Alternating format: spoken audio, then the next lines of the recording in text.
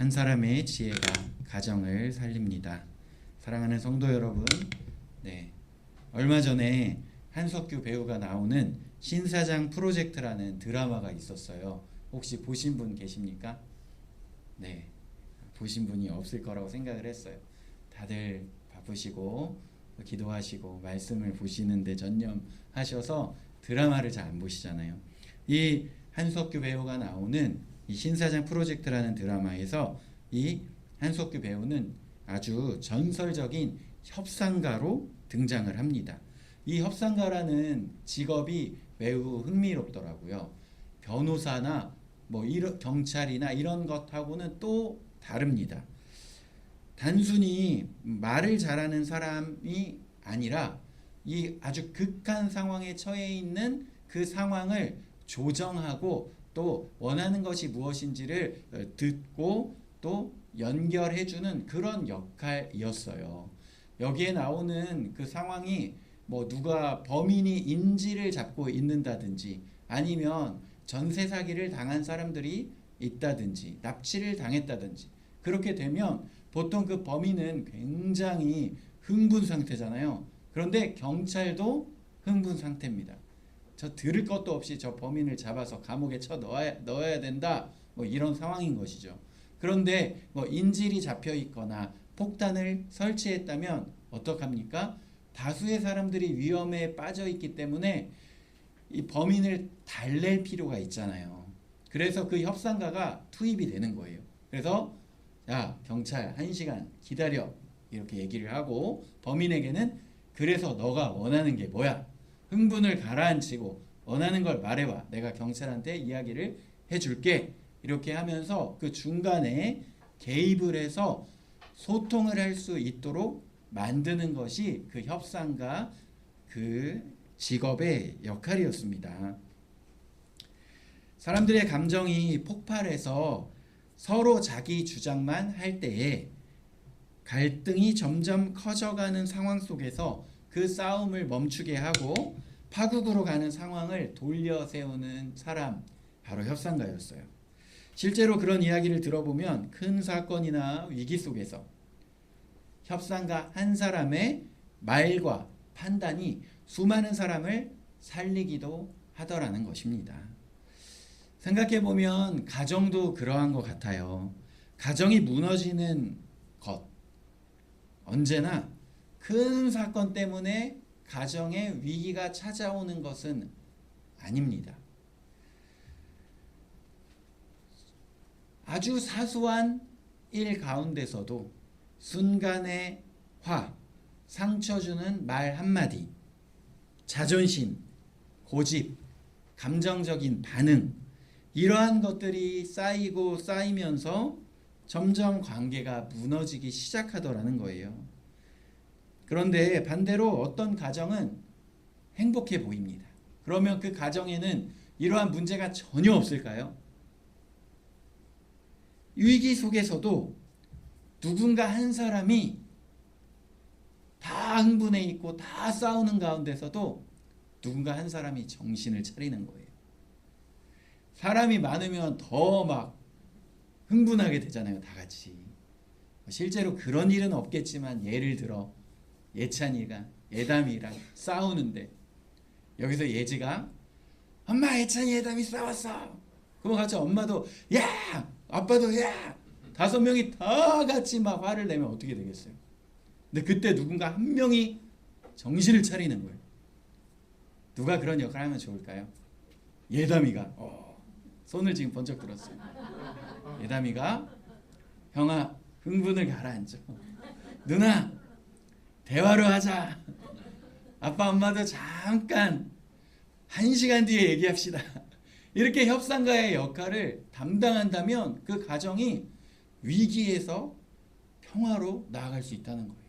평화로운 가정은 문제가 없는 가정이 아니라 누군가 한 사람이 정신을 차리면 흥분을 가라앉히면 대화를 할 수 있도록 연결한다면 그렇게 할 수 있다는 것입니다.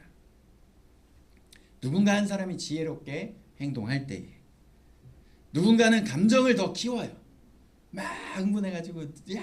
할 때 갈등을 멈추게 하는 사람이 존재한다는 것입니다. 오늘 우리가 사무엘상 25장 말씀을 읽었는데요. 바로 그 말씀에 그러한 사람이 등장을 합니다.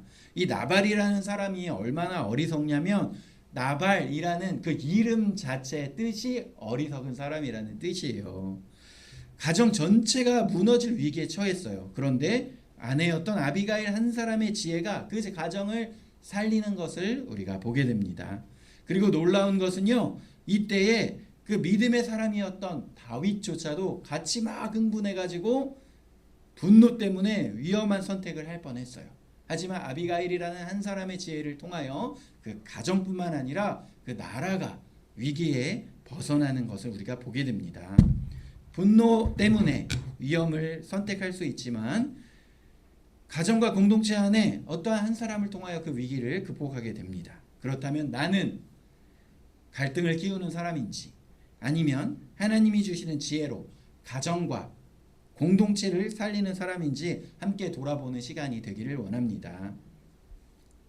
사무엘상 25장 3절에 보니까 그 사람은 완고하고 행실이 악하며 이렇게 나와 있어요. 나발이 아주 어리석은 사람이라는 거예요. 행실도 악하다는 사람이라는 것입니다. 성경에서 말하는 어리석음이라는 것은요, 단순히 공부 못한다, 멍청하다 이런 얘기가 아니에요. 성경에서 이야기하는 어리석다라고 하는 사람은요, 하나님 없이 사는 사람을 이야기해요. 하나님 없이 사는 사람은 누구입니까? 내가 뭐 좀 돈 좀 벌어봤어, 공부 좀 해봤어, 내가 이렇게 하니까 잘 되던데, 자기 자신의 경험을 의지하고 자기 자신의 지혜를 의지하는 사람이에요. 하나님을 의지하지 않는 사람을 이야기합니다. 그리고 특별히 하나님께서 주신 은혜를 잊는 거예요. 하나님 은혜 주셨지 감사하다가 아니라 그 은혜를 다 잊고 내가 했다, 이렇게 생각하는 사람이 어리석은 사람입니다. 당시 다윗은 사울에게 쫓겨서 광야 생활을 하고 있었습니다. 그런데 다윗의 그 명성을 듣고, 다윗은 이스라엘의 아주 유명한 장군이었잖아요. 골리앗을 죽이고 또 왕의 사위였잖아요. 그러다 보니까 굉장히 유명했고, 다윗의 이야기를 듣고 이 광야 가운데 많은 사람들이 모여들기 시작했어요. 근데 그 숫자가 꽤 됐던 것 같습니다. 몇백 명이었어요. 거의 600명 가량이었습니다. 그러니까 이 다윗과 수백 명의 사람들이 그 동네에 있다는 것을 알고, 그때에는 이렇게 좀 큰 부자들이나 양떼를 키우고 있는 사람들을 도둑들이 막 쳐들어와서, 산적들이 와가지고 양을 뺏어가고 강도짓을 했어요. 그런데 그 동네에는 이 동네에는 다윗과 다윗을 따르는 수백 명의 사람들이 있다 소문이 나니까 감히 도둑들이 쳐들어올 수가 없는 것이죠. 나발의 목자들과 양떼가 자연스럽게 보호를 받게 되는 상황이었던 거예요. 그런데 이때 어떤 일이 있었냐? 양털을 깎는 날이 찾아왔어요. 양털을 깎는 날은 무슨 날이냐? 우리가 요즘에는 김장을 하면 몇 포기 정도 김장을 하시는지 모르겠는데, 저희 집에서는 제가 중학교 고등학교 때 우리 가정에서 100포기를 하는 거예요. 엄청 많이 하잖아요. 오늘 도대체 무슨 100포기씩이다 김장을. 그러면 100포기를 혼자 할 수 있습니까? 없습니까? 혼자 못 하잖아요. 그러니까 주변에 친한 분들이 다 모여가지고 김장을 도와주는 거예요. 그러면 갈 때 빈손으로 보냅니까? 다 김장통, 김치통 하나씩 들고 가는 거죠. 그러면 그 사람들 왔을 때 그냥 보내요? 우리 예찬이나 예담이는 김장하는 날 뭐 하는지 혹시 알아요? 김장을 하면요, 고기를 삶아요. 고기를 삶아요. 그게 뭐예요? 그게 보쌈이죠. 그 보쌈 고기를 김치와 먹으면서 잔치같이 많은 사람들이 북적북적 해가지고 김장을 하고 고기를 삶아서 같이 먹고, 집에 갈 때는 김치통 하나씩 다 들고 가고, 한마디로 김장하는 날이 무슨 날이에요? 잔칫날이에요. 양털 깎는 날이 이스라엘에서 그런 날이었다는 거예요. 양털을 깎아주지 않으면 이게 계속 불어나가지고 양이 막 무거워가지고 이 주체를 못해요. 넘어지면 양이 혼자 일어나지도 못해요. 그렇기 때문에 1년에 한 번씩 양털을 깎아줘야 돼요. 근데 양털을 깎는데 힘들잖아요. 많은 사람들이 모이는 거예요. 그래서 그것을 돕습니다. 그런데 양털 깎으면 어떻게 돼요? 그 양털을 또 팔아가지고 돈을 벌 수 있어요. 그러니까 이 사람들이 양털 깎는 날 사람들이 막 모여가지고 양털을 깎고 그러면 또 맛있는 음식 막 해와가지고 먹고 잔치날인 거예요. 마치 우리 예전에 김장하는 날하고 비슷하다 이렇게 생각하시면 됩니다. 그래서 이 양털을 깎는 날, 풍성한 잔치가 벌어지는 날 다윗이 사람을 한 명 보낸 거예요. 나발에게. 우리가 딱 버티고 있으니까 그동안 당신네 강도도 만나지 않고 아주 안전하게 살지 않았습니까? 그리고 오늘 잔칫날이니만큼 먹을 것 준비 많이 했을 텐데 우리한테도 먹을 것 좀 보내주십시오. 이렇게 다윗이 요청을 한 거예요. 나발에게. 무례하게 요구한 것도 아니었고 협박을 한 것도 아니었습니다. 예의를 다해 우리에게도 먹을 것을 좀 나눠주십시오. 요청을 했어요. 그런데 나발의 반응이 어떠합니까? 10절에 보니까 다윗이 누구며 이새의 아들은 누구냐? 이렇게 얘기하는 거예요. 나발이. 이게 무슨 말이에요? 다윗이 도대체 누군데 나한테 먹을 것을 달래? 그런데 이스라엘에서 다윗 모르는 사람이 있습니까? 없어요. 다윗은 골리앗을 죽인 유명한 장군이며 왕의 사위였어요. 그러니까 사람들이 심지어 어린아이들까지도 노래를 지어서 불렀잖아요. 사울은 천천히요, 다윗은 만만이다. 이렇게까지 노래까지 불러서 만들 정도로 유명한 다윗이었는데 오늘 나발이 뭐라고 얘기합니까? 나 너 누군지 모른다. 네가 누군데 나한테 먹을 거 달라 그러냐? 이것은 진짜 정보로서 다윗을 모른다는 이야기가 아니죠. 이게 무슨 말이에요? 네가 누군데? 무시하는 거예요. 지금 조롱하는 것입니다. 그러면서 이어서 하는 말이 참 중요합니다. 내 떡과 내 물과 내 양털 깎는 자를 위하여 잡은 고기를 이렇게 이야기해요. 나발은 그런 사람이었어요. 내 떡, 내 물, 내 고기. 이게 나발의 핵심 문제입니다. 하나님의 받은 은혜를 몰라요. 모든 걸 자기 힘으로 이뤘다고 생각을 합니다. 그러니까 뭐예요? 너 다윗에게 도움받은 것도 없어 하면서 나눠주고 싶지 않다는 거예요. 은혜를 잊은 사람은 이러합니다. 거칠어져요. 다른 사람에게 인색합니다. 차갑습니다. 도움을 받은 것을 잊으면 이렇게 교만해진다는 거예요. 오늘날도 그러하죠. 우리가 인생 살아가면서 이거 내 돈으로 산 건데 내가 벌었는데 내가 힘들게 일했는데 물론 틀린 말은 아니죠. 그런데 우리는 성도입니다. 성도는 초점이 어떻게 돼야 돼요? 내 건강도 하나님의 은혜입니다. 내 직장도 하나님의 은혜입니다. 내 재능도 하나님의 은혜입니다. 숨 쉬는 것도 하나님의 은혜입니다. 이게 성도의 자세 아니겠습니까? 나발은 모든 걸 자기 것이라고 생각했어요. 그래서 결국에는 인색해지고 교만해지고 공동체를 무너뜨리는 사람이 된 것입니다. 돈이 많다고 지혜로운 게 아닙니다. 나발은요 굉장한 부자였어요. 뭐라고 나발의 재산에 대해서 뭐라고 이야기하는지 아십니까? 우리 예찬이가 들으면 깜짝 놀랄 거예요. 양 3,000마리, 염소 1,000마리. 어마어마하죠. 그런데 이렇게 부자였지만 나발은 어리석은 사람이었어요. 하나님을 의지하지 않았기 때문입니다. 우리가 오늘날도 그렇게 자랑할 수 있어요. 학벌 자랑할 수 있습니다. 뭐 서울대 나왔다. 그리고 돈 자랑할 수 있어요. 내가 뭐 집이 몇 채고 우리 집이 몇 억이고 뭐 건물이 있고 자랑할 수 있는데 이렇게 돈이 많고 학벌이 많아도 어리석을 수 있다는 거예요.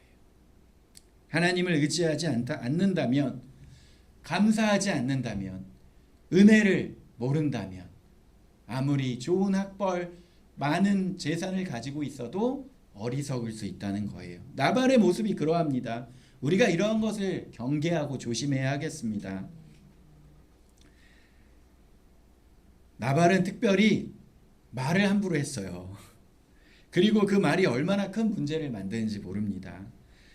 사람의 말 한마디가 가정을 살리기도 하고 무너뜨리기도 한다는 거예요.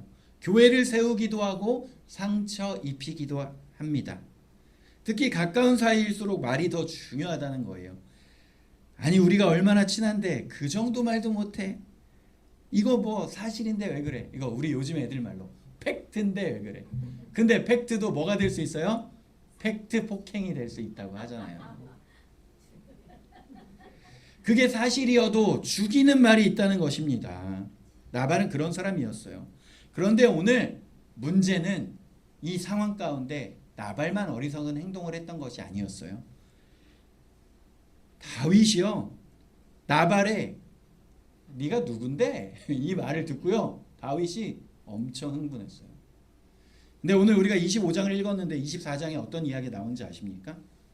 다윗이 사울을 피해서 도망 다니다가요. 어떤 동굴에 있었는데 사울이 화장실을 가겠다고 그 동굴에 들어온 거예요. 그런데 다윗은 사울을 죽일 수 있었는데 죽여요? 안 죽여요? 안 죽여요.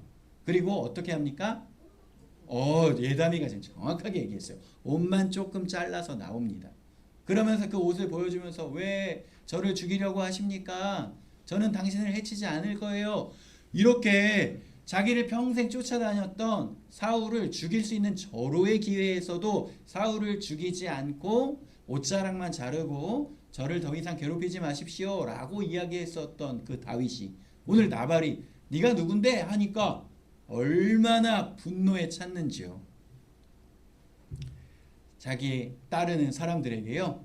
너희가 각기 칼을 차라 이렇게 얘기하는 거예요. 지금 다윗은요 분노했습니다. 억울한 거예요. 아니 우리가 이렇게 도와줬는데 나를 이렇게 모욕한다고? 화가 났어요. 감정대로 움직이는 것입니다. 억울한 말 들으면 화가 나죠. 무시당하면 분노합니다. 내 진심 몰라주면 속상합니다. 그런데요 문제는 그 감정대로 행동하는 순간이에요. 순간의 화가 인생을 무너뜨리는 경우가 얼마나 많이 있습니까? 뉴스를 보면 순간 분노 때문에 폭행 사건, 보복 운전, 살인 사건까지 생긴다는 거예요. 몇 초의 감정이 평생의 후회를 남깁니다. 가정도 그러하다는 거예요. 부부싸움하다가 감정대로 말해버립니다. 부모가 화를 참지 못하고 아이에게 분노를 쏟아내요. 교회에서도 순간의 감정 때문에 오래갈 상처가 되는 말들을 하게 되더라는 거예요.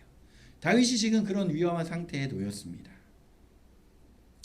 다윗의 별명은 하나님 마음에 합한 자잖아요. 그런데 그렇게 믿음이 좋은 사람도 순간의 화를 참지 못하고 실수할 수 있다는 거예요. 믿음 좋은 사람도 화가 안 나는 것이 아닙니다. 화가 나죠. 하지만 성숙한 사람은 화를 다스릴 줄 아는 사람입니다. 분노가 생길 수 있고 억울한 일이 생길 수 있지만 하나님 앞에서 그것을 멈출 수 있어야 해요. 다윗이 만약에 그 600명의 사람들을 다 무장시킨 다음에 나발을 쳐들어가 가지고 나발과 나발의 그 가족들 일꾼들을 그날 잔치한다고 모인 그 사람들 다 죽이면 어떻게 돼요? 그동안 도망갔던 거, 숨어 살았던 거 이제 다 소용없는 거예요. 600명이 칼 들고 가가지고 다 그렇게 죽이면요 폭도가 되는 거예요. 저들이 이제 그대로 왕궁으로 몰려오겠구나. 쿠데타 세력이 되는 거예요. 그동안 참았던 것이 물거품이 되는 상황이라는 것입니다. 다윗도 그런 위험한 상황에 놓이게 되었다는 거예요. 그런데 오늘 우리가 아까 처음에 이야기했었던 그 한석규 배우가 맡았던 그 협상가 같은 사람이 등장을 합니다. 아비가일이라는 사람인데 그 사람은요 나발의 부인이에요. 근데 성경에서 그녀에 대해서 뭐라고 이야기하느냐? 총명하고 용모가 아름다우나 이렇게 이야기해요. 이 아름답다는 것은 특별히 외모를 이야기하는 것이 아니라 지혜로웠다. 마음이 아름다웠다. 이런 표현이었습니다. 이 지혜가요. 공동체를 살리는 지혜라는 거예요. 아비가일이 종들을 통하여 소식을 듣게 됐어요. 다윗과 그 무리들이 음식을 요구했는데 이 나발 주인이 그것을 단번에 거절해서 지금 다윗 쪽에서 막 쳐들어오려고 합니다. 이 소식을 아비가일이 들었습니다. 아비가일이 이 이야기를 듣자마자 상황의 심각성을 깨닫고 즉시 움직여요. 하나님께서 지혜를 주신 것 같습니다. 지혜로운 사람 문제를 외면하지 않아요. 시간 지나면 그냥 괜찮아지겠지, 설마 큰일 나겠어, 이렇게 방심하지 않고 하나님이 주신 지혜로 아비가일이 즉각적으로 행동하는 것을 볼 수 있습니다. 아비가일은요, 자기 자신을 매우 낮춰요. 그러면서 다윗에게 자기 자신을 이렇게 표현해요. 주의 여종. 남편의 잘못인데도 자신이 바짝 엎드립니다. 겸손은 약한 것이 아니에요. 진짜 강한 사람은 낮아질 수 있다는 것입니다. 교만은 싸움을 키우고 겸손은 분노를 녹입니다. 특별히 중요한 것은 아비가일이 다윗에게 하나님을 기억하게 했다는 거예요. 아비가일은 단순히 다윗에게 참으세요, 화내지 마세요, 이렇게 이야기한 것이 아닙니다. 아비가일은 다윗에게 이렇게 얘기했어요. 당신이 지금 이렇게 고생하고 있지만 하나님께서 당신을 반드시 세울 것입니다. 이렇게 아비가일이 다윗에게 이야기를 하는 거예요. 그러자 다윗은요, 하나님께서 당신의 삶을 책임지실 것입니다, 이렇게 아비가일이 얘기하자 그때 이 분노했던 상황에서 하나님을 바라보게 되는 거예요. 지혜로운 사람은 어떤 사람입니까? 감정을 부추기는 사람이 아니라 하나님을 바라보게 하는 사람이에요. 화를 키우는 사람이 아니라 평화를 만드는 사람입니다. 문제를 확대하는 사람이 아니라 문제를 해결하는 사람이에요. 교회 안에도 그런 사람이 필요하다는 것입니다. 맞아, 억울하지, 그 사람 가만두면 안 돼, 이렇게 부추기는 사람이 아니라 기도하면서 생각해 봅시다. 먼저 하나님의 뜻을 구해 봅시다. 한 번만 더 참아 봅시다. 이렇게 하나님을 바라보게 하는 사람, 그러한 사람이 바로 아비가일 같은 사람이라는 것입니다. 이 한 사람의 지혜가요, 공동체를 살린다고 합니다. 결국 아비가일 한 사람 때문에 큰 비극이 막을 내렸어요. 다윗도 지금 큰 죄를 지을 뻔했는데 다윗도 그 죄를 짓지 않게 됩니다. 나발의 집안도 살아났어요. 한 사람의 지혜가 공동체를 살린 것입니다. 한 가정을 넘어 나라를 구한 거예요. 반대로 한 사람의 어리석음 때문에 공동체 전체가 무너질 수 있는 위기가 찾아온다는 거예요. 가정을 한번 보십시오. 한 사람이 계속 화내고 비꼬고 자기 주장만 하면 집안 분위기가 무너지잖아요. 그런데 똑같이 그 가정에서 1번이 화내니까 2번도 화내고 3번도 화내고 4번도 화내고 5번도 다 화내기 시작할 때에 한 사람이 정신 차리고 기도하고 하나님이 주신 마음을 가지고 부드럽게 말하고 중재하고 기도하고 한 사람이 정신 차린다면 그 가정은 살아난다는 거예요.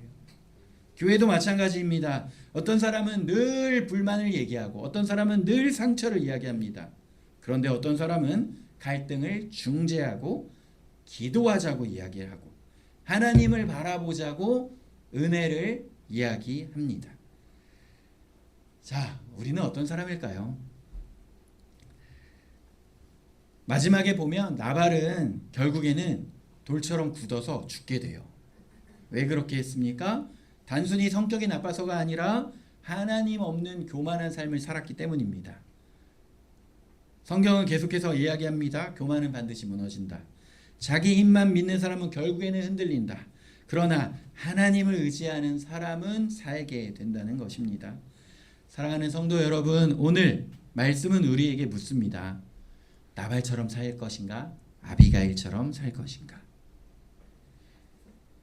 내 안에 나발 같은 모습이 있었다면 은혜를 잊고 내 것만 주장하고 말로 상처 주고 교만하게 했던 행동이 있었다면 이제는 그것을 잊고 아비가일과 같은 지혜를 배우고 그것을 통하여 가정을, 교회를, 나라를 윤택하게 만드는 삶을 살아가길 원합니다. 기도드립니다. 하나님 아버지 감사합니다. 주의 놀라우신 사랑과 은혜 가운데 나아갈 때에 생명을 살리고 하나님을 의지하며 가정을 살리고 교회를 살리는 놀라운 하나님이 주시는 지혜대로 살아가는 사람의 삶을 살아가도록 서울포항주안교회 모든 성도들 가운데 함께하여 주옵소서. 감사합니다. 예수 그리스도의 이름으로 기도드립니다.